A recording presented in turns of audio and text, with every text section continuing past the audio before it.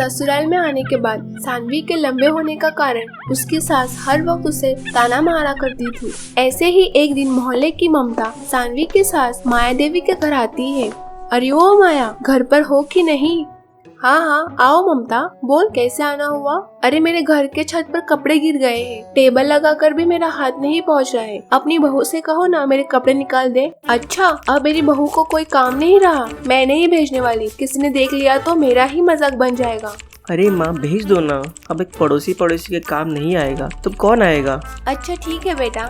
सानवी ममता के छत पे अटके कपड़े निकाल कर उसे दे देती है। धन्यवाद बिटिया, वैसे छोटकी ये तार जैसे तुम्हारी बहू बड़े काम की है। डायन, तू मुझे छोटकी बोल रही है? खुद को देख पहले, हाथी की बच्ची।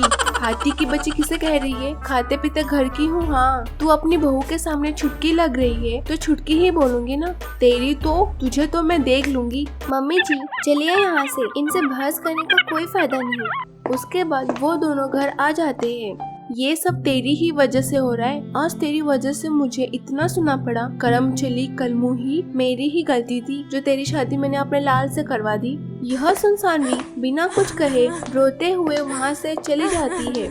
ऐसे ही एक दिन, अरे माँ फटाफट तैयार हो जाओ, मैंने मेले के 3 टिकट बुक किए हैं। आज हम पार्क में मस्त मेला देखने जाएंगे और वहाँ की राइड्स भी एंजॉय करेंगे, बड़ा मजा आएगा। नहीं नहीं, मैं नहीं आऊंगी, खासकर इस कलमुही के साथ ना बाबा। अरे माँ ऐसा क्यों कह रही हो? अब वो लंबी है तो इसमें उसकी क्या गलती है? हाइट बड़ी छोटी काले गोरे से क्या होता है? इंसान का दिल देखना चाहिए। और सानवी कितनी अच्छी है, हमारा कितना ख्याल रखती है। हाँ, तुझे क्या फर्क पड़ेगा? बेइज्जती तो मेरी होती है। इसकी वजह से मुझे मोहल्ले में छुटकी चूही नाटी बुलाते हैं। अरे माँ कुछ तो लोग कहेंगे, लोगों का काम है कहना, उनको छोड़ो। हम मेले में जा रहे हैं बस, मैं कुछ नहीं जानता। आप जल्दी तैयार हो जाओ। वैसे जाने का मन तो है, बहुत टाइम हो गए झूला नहीं झूले हुए। सबसे बड़ी वाली राइड में बैठूंगी, मजा आएगा। ठीक है नकुल, तू इतना कह रहा है तो मैं चलने को तैयार हूँ। वो तीनों तैयार होकर मेले में पहुँच जाते हैं। अरे नकुल, वो बड़ा वाला झूला कहाँ है? मुझे उस पर बैठना है। माँ जी आप उसमें मत बैठिए, आपको चक्कर आएंगे। चुप कर कलमुही, तू मेरी फिक्र मत कर, मैं बहुत हिम्मत वाली हूँ, मैं नहीं डरती किसी से। माया देवी तभी बड़े से झूले में बैठ जाती है। झूला घूमने शुरू हो जाता है, वो बड़े तेज घूमने लगता है। तभी अचानक माया देवी वहाँ से गिरकर एक पेड़ पर लटक जाती है। अरे मोरी मैया, अरे मेरा मुंह क्या देख रहे हो? मुझे उतारो यहाँ से, मेरा हाथ फिसल रहा है। रुको मैं किसी को बुलाता हूँ, मैं सीढ़ी लाता हूँ, मैं अग्निशामक बुलाता हूँ। आप चिंता मत कीजिए, मैं हूँ ना, ये मेरी लंबी हाइट किस दिन काम आएगी।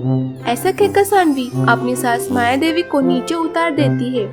मेरी बच्ची, मुझे माफ कर दे, मैंने तेरी लंबी हाइट के लिए तुझे कितना तकलीफ दिया, तुझे खरी खोटी सुनाई, फिर भी तूने मुझे अपनी माँ जैसे प्यार किया। आज तूने मेरी जान बचा ली, तेरा बहुत बहुत शुक्रिया बेटी।